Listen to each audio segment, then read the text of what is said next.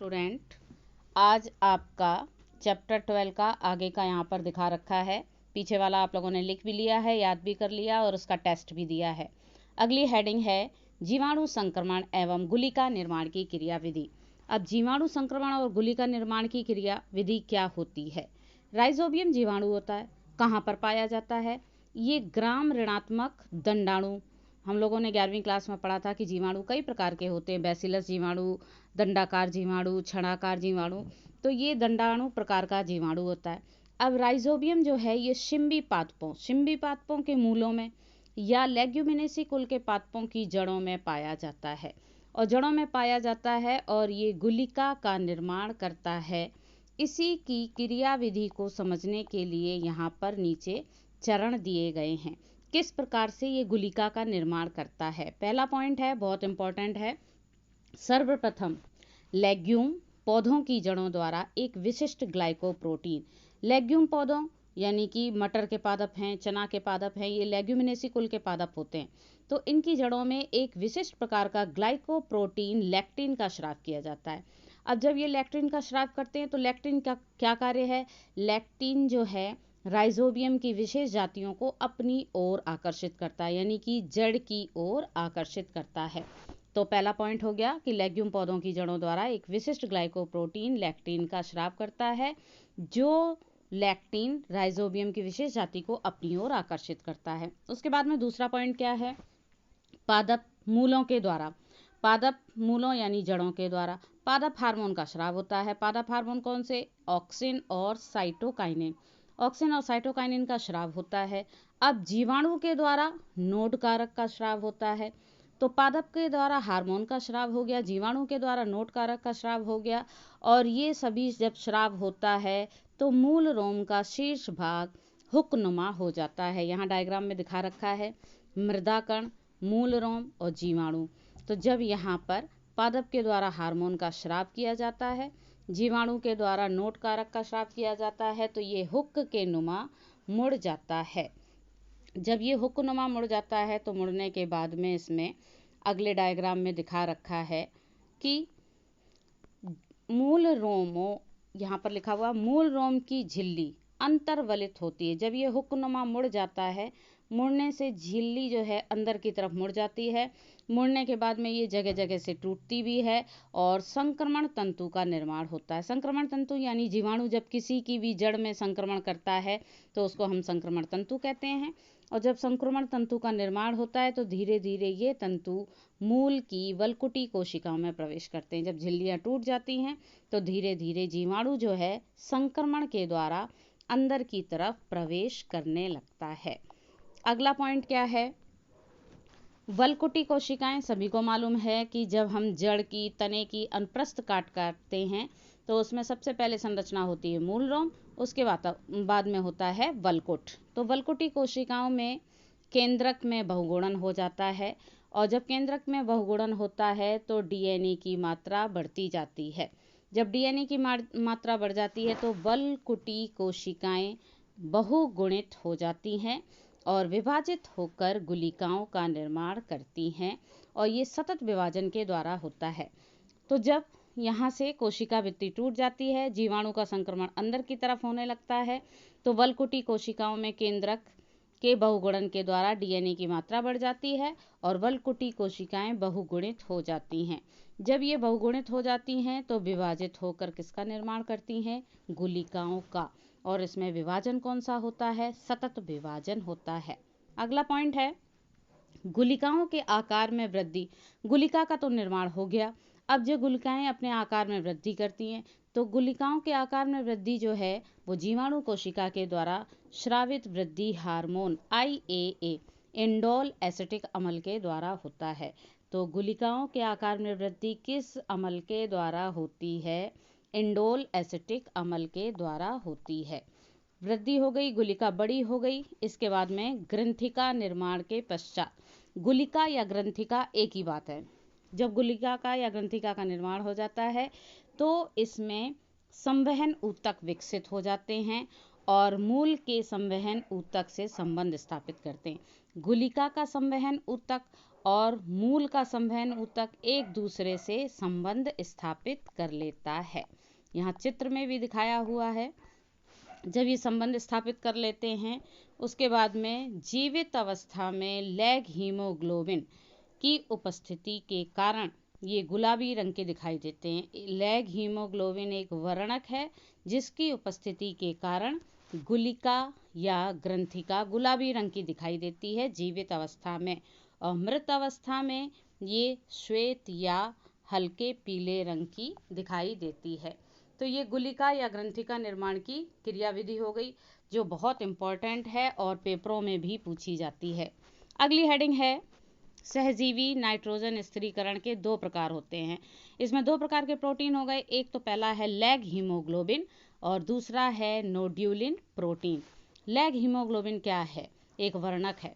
तो ये सक्रिय एवं क्रियाशील गुलिकाओं में एक गुलाबी रंग का वर्णक पाया जाता है जिसे लैग हीमोग्लोबिन कहते हैं। जब गुलिका या ग्रंथिका का निर्माण होता है तो वो जब सक्रिय होती है तो उसमें गुलाबी रंग का वर्णक क्या कहलाता है? लैग हीमोग्लोबिन कहलाता है। इस वर्णक का क्या कार्य है? देखो, इस वर्णक का कार्य है नाइट्रोजन स्थिरीकरण के समय O2 का अवशोषण करता है। नाइट्रोजन का जब स्थिरीकरण होता है पादपों के द्वारा तब ये O2 का अवशोषण करता है, क्योंकि इसमें उपस्थित नाइट्रोजन ऑक्सीजन के प्रति अति संवेदनशील होती है। तो इसमें जो भी एंजाइम होते हैं और नाइट्रोजनेज एंजाइम यहाँ पर है, तो ये नाइट्रोजनेज एंजाइम जो है ऑक्सीजन के प्रति संवेदनशील होता है और ये क्रिया जो है अनॉक्सी वातावरण में ही संभव होती है। यानी कि अनॉक्सी वातावरण में ही लैग हीमोग्लोबिन सक्रिय गुलिकाओं में सक्रिय होता है, इसीलिए ये गुलाबी रंग प्रदान करता है। यदि O2 की उपस्थिति होती है तो ये निष्क्रिय हो जाता है। अगर O2 अनुपस्थित है तो सक्रिय है और O2 की वो उपस्थिति होती है तो ये निष्क्रिय हो जाता है। अतः लैग हीमोग्लोबिन ऑक्सीजन को अवशोषित करके नाइट्रोजनेज को निष्क्रिय होने से बचाता है। यानी लैग हीमोग्लोबिन O2 का अवशोषण करता है जिससे नाइट्रोजनेज जो है वो निष्क्रिय नहीं होता है, और निष्क्रिय नहीं होता है तो ये सक्रिय अवस्था में गुलिका जो हैं वो गुलाबी रंग की दिखाई देती हैं।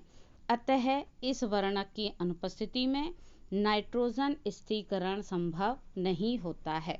तो ये है लैग हीमोग्लोबिन। लैग हीमोग्लोबिन के बाद में अगला है नोड्यूलिन प्रोटीन। नोड्यूलिन प्रोटीन क्या है? यह प्रोटीन गुलिका की संरचना एवं नाइट्रोजन तथा कार्बोहाइड्रेट के उपापचय से संबंधित होता है। यानी गुलिका की संरचना, गुलिका छोटी होती है, छोटी होने के बाद विभाजन होता है, विभाजन होकर बड़ी हो जाती है और उसकी संरचना और नाइट्रोजन और कार्बोहाइड्रेट के उपापचय से संबंधित होता है। नाइट्रोजन यौगिकीकरण में परपोषी के नोड जीन एवं जीवाणु के नोड कारक, अभी पीछे वहाँ पर हम लोगों ने पढ़ा था, नोड कारक में निफ एवं फिक्स जीन का विशेष योगदान होता है। परपोषी यानी कि जड़, मूल, उसमें नोड जीन पाया जाता है और जीवाणु के नोड कारक कौन कौन से हो गए? निफ एवं फिक्स जीन का विशेष योगदान होता है। नोड जीन गुलिका का निर्माण करता है। ये पॉइंट बहुत इंपॉर्टेंट है कि नोड जीन गुलिका का निर्माण करता है और निफ जीन है वो नाइट्रोजन का स्थिरीकरण करता है। तो निफ एवं फिक्स जीन जो हैं वो जीवाणु के नोड कारक कहलाते हैं। ये हो गया लैग हीमोग्लोबिन और नोड्यूलिन प्रोटीन। इसके बाद में अगली हेडिंग है सहजीवी नाइट्रोजन स्थिरीकरण की क्रियाविधि। सहजीवी नाइट्रोजन स्थिरीकरण की क्रियाविधि में नाइट्रोजनेज एंजाइम प्रोटीन मॉलिब्डेनम लोह तत्वों का बना होता है। नाइट्रोजनेज एंजाइम किसका बना होता है? प्रोटीन का, मॉलिब्डेनम का और लोह तत्वों का बना होता है। यह एंजाइम नाइट्रोजन को रासायनिक अभिक्रिया के द्वारा अमोनिया में बदल देता है। ये सीधे अभिक्रिया याद करना है। Nitrogen plus 8H plus 8 electron के 16 ATP के नाइट्रोजनेज एंजाइम की उपस्थिति में ammonia plus H2 plus 16 ADP के निकलेंगे प्लस 16 PI। जब 16 ATP का उपयोग होता है तो 16 ADP प्लस 16 PI, ये रिएक्शन आपको याद करनी है। और इस प्रकार से निर्मित अमोनिया का उपयोग अमीनो अम्ल के निर्माण में किया जाता है। ये लिखा हुआ है, अमीनो अम्ल के निर्माण में किया जाता है। अगली हेडिंग है अमोनिया का स्वांगीकरण। अमोनिया एवं अमोनियम आयन पादपों के लिए विषाक्त होते हैं। अमोनिया जो है जहरीली होती है पादपों के लिए, अतः इनको कार्बनिक अम्ल से संयुक्त करके अमीनो अम्ल में परिवर्तित कर देते हैं और यह क्रिया दो प्रकार से संपन्न होती है। सबसे पहले है अपचयनशील एमिनीकरण, डायरेक्ट रिएक्शन याद कर लेना। Ammonia NH4 plus ion plus alpha keto glutaric अम्ल NADPH2, इसके बाद में ग्लूटेमाइड डिहाइड्रोजिनेज एंजाइम की उपस्थिति में ग्लूटेमेट बन जाता है H2 प्लस NADP। अपचयनशील एमिनीकरण जो है इसकी सीधे अभिक्रिया याद करनी है। अमोनिया का स्वांगीकरण है यहाँ पर। अगला है ट्रांस एमिनेज अभिक्रिया। इस प्रक्रिया में एक अमीनो अम्ल के अमीनो समूह का स्थानांतरण कीटो अमीनो अम्ल में हो जाता है। तो अपचयनशील हो गई एमिनीकरण और उसके बाद में ट्रांस एमिनीकरण। ट्रांस एमिनीकरण में सीधे रिएक्शन आपको याद करनी है और ये रिएक्शन है, यहाँ पर ये ग्रुप दिखा रखा है, एक अमीनो ग्रुप हो गया और एक कीटो ग्रुप हो गया, ये अमीनो ग्रुप हो गया। रिवर्सिबल एरो का मतलब इससे ये बन सकता है और इससे ये भी बन सकता है। इसके बाद में कीटो समूह को आप पहले लिख देना और अमीनो समूहों को बाद लिखना। जिस तरीके से ये बना हुई है रिएक्शन उसी तरीके से इसको याद कर लेना, सेम टू सेम। अब है नेक्स्ट हेडिंग अमोनीकरण। मृदा में उपस्थित कार्बनिक पदार्थों के विघटन से अमोनिया या अमोनियम यौगिकों के निर्माण की प्रक्रिया अमोनीकरण कहलाती है। यह परिभाषा आपको याद करनी है। मृदा में उपस्थित कार्बनिक पदार्थों के विघटन से अमोनिया या अमोनियम यौगिकों के निर्माण की प्रक्रिया को क्या कहते हैं? अमोनीकरण कहते हैं। अब अमोनीकरण की क्रिया जो है वो सक्रिय प्यूट्रीफाइंग जीवाणुओं के द्वारा निम्न चरणों में संपन्न होती है। यहाँ पर कौन कौन से चरण दे रखे हैं? सबसे पहला है प्रोटीन अपघटन। प्रोटीन अपघटन, इस क्रिया में प्रोटीन को विघटित करके अमीनो अम्ल में रूपांतरित कर दिया जाता है। उदाहरण याद कर लो, क्लोस्ट्रीडियम और सुडोमोनास। विएमिनीकरण, इस प्रक्रिया में जीवाणु अमीनो अम्ल का विघटन किया जाता है जिससे अमोनिया मुक्त हो जाती है। अमोनिया हमेशा वातावरण में मुक्त होती है। एग्जाम्पल है बैसिलस जीवाणु की कुछ जातियां। तो प्रोटीन अपघटन के लिए उदाहरण याद करना है, विएमिनीकरण के लिए उदाहरण याद करना है। नाइट्रीकरण, नाइट्रीकरण बहुत इंपॉर्टेंट है। अमोनिया का नाइट्रेट में ऑक्सीकरण नाइट्रीकरण कहलाता है और दो चरणों में ये क्रिया संपन्न होती है। सबसे पहले अमोनिया का नाइट्राइट में परिवर्तन, थ्योरी कुछ नहीं है, सीधे रिएक्शन है। NH3 ammonia plus 3O2 Nitrosomonas, यहाँ पर जीवाणु का नाम है। HNO2 प्लस H2O प्लस ऊर्जा, ये अभिक्रिया इसी तरीके से इसको याद करनी है।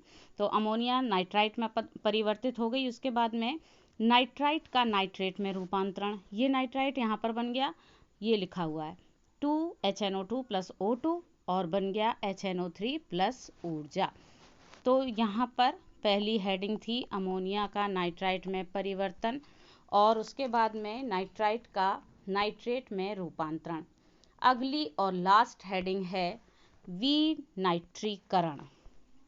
विनाइट्रीकरण, जीवाणु के द्वारा मृदा में उपस्थित नाइट्रेट को नाइट्रोजन में बदलने की क्रिया विनाइट्रीकरण कहलाती है, जिससे भूमि की उर्वरा शक्ति कम हो जाती है। विनाइट्रीकरण यानी कि मृदा में उर्वरा क्षमता जो है वो कम हो जाती है। एग्जाम्पल है बैसिलस डीनाइट्रिफिकेंस और थायोबैसिलस डीनाइट्रिफिकेंस। तो विनाइट्रीकरण का ये एग्जाम्पल याद करना है और परिभाषा याद करनी है। विनाइट्रीकरण का मतलब होता है कि मृदा में उर्वरा शक्ति का कम होना। अब है यहाँ पर ये डायग्राम बना हुआ नाइट्रोजन चक्र का, जो बहुत इंपॉर्टेंट है। पीछे हम लोगों ने दो रिएक्शन पढ़ी जो बहुत इंपॉर्टेंट है, और एक ये नाइट्रोजन चक्र और जीवाणु गुलिका निर्माण की क्रियाविधि। अब नाइट्रोजन चक्र में यहाँ पर देख लो, सबसे पहले बीच में लिखा हुआ है वायुमंडलीय नाइट्रोजन। वायुमंडलीय नाइट्रोजन से अमोनिया वायुमंडल में मुक्त हो गई और पादपों के द्वारा इसका अवशोषण किया। अमोनिया से नाइट्राइट का निर्माण हुआ, नाइट्राइट से नाइट्रेट का निर्माण हुआ और नाइट्राइट के बाद में गहराई में चले जाने के कारण इसका ह्रास हो जाता है। यहाँ पर नाइट्रीकरण जो है वो नाइट्रोसोमोनास जीवाणु के द्वारा, यहाँ नाइट्रीकरण जो है वो नाइट्रोबैक्टर जीवाणु के द्वारा। अब नाइट्रेट तड़ित द्वारा यानी बिजली चमकने से पादपों के द्वारा अवशोषण किया जाता है। पादपों के द्वारा अवशोषण करने से मृत्यु व क्षय होती है तो फिर से अमीनीकरण होता है और जंतुओं में मृत्यु और क्षय अपशिष्ट पदार्थ है तो वो भी अमोनिया में परिवर्तित हो जाते हैं। इसी प्रकार से सेम ये जो डिज़ाइन का है इसी तरीके से आपको नाइट्रोजन चक्र नोटबुक में भी बनाना है और इसको याद भी करना है। आज शाम को 6 से 7 के बीच में आपका टेस्ट होगा और ये चैप्टर कंप्लीट भी हो गया है, 12 वाला चैप्टर। अगर आप लोग कहेंगे तो हम इसके पूरे चैप्टर का दोबारा से एक बार टेस्ट ले लेंगे। Thank you.